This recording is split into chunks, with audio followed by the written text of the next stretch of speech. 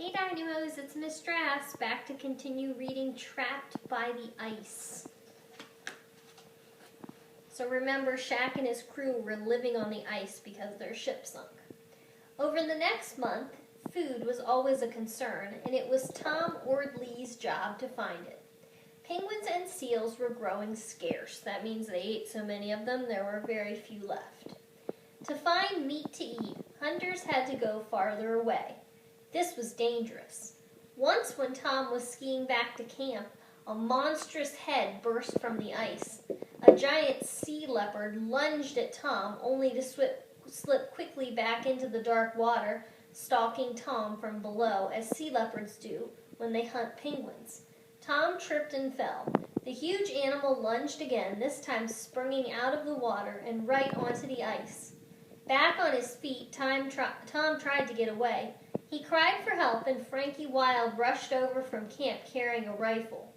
The sea leopard now charged Frankie, who dropped calmly to one knee, took careful aim, and fired 3 shots.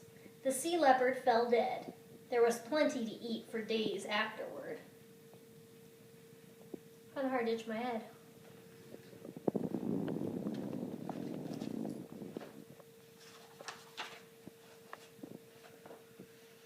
The men smelled terrible.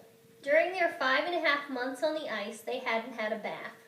Clothes were greasy and worn thin, and they rubbed against the men's skin, causing painful sores. Hands were cracked from the cold and the wind, and hunger sapped everyone's strength. By now, the ice floes were breaking up into smaller and smaller pieces all around the men as they drifted closer to the edge of the polar sea. Shack thought it was a good time to launch the lifeboats, rigged with small canvas sails. He knew his men could not all survive the grueling 700-mile open boat journey to the whaling station on South Georgia Island, so he decided to try to reach Elephant Island first.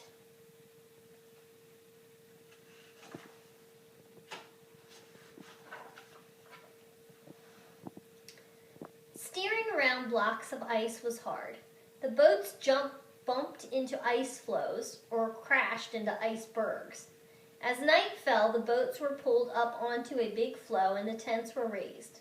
But sleeping was difficult with damp bags and blankets and noisy killer whales circling around. One night, Shack suddenly felt something was wrong. He shook Frankie and they crawled out of their tent for a look. A huge wave smacked into the floe with a great thud, and the floe began to split into 2 pieces. The crack was heading straight toward tent number 4. Then Shack heard a splash. Looking into the crevasse, which is like a deep hole, he saw a wriggling shape below in the water. It was a sleeping bag with Ernie wholeness inside. Shack acted quickly. Reaching down, he pulled the soggy bag out of the water with one mighty jerk. And just in time, too. Within seconds, the 2 great blocks of ice crashed back together.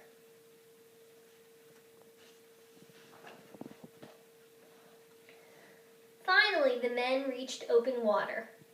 The savage sea slammed furiously into the 3 little boats, called the James Caird, the Dudley Docker, and the Stancomb Willis. Tall waves lifted them up and down like a roller coaster. Blinding sea spray blew into the men's faces. Most of them became seasick. Worst of all, they were very thirsty because seawater had spoiled the fresh water.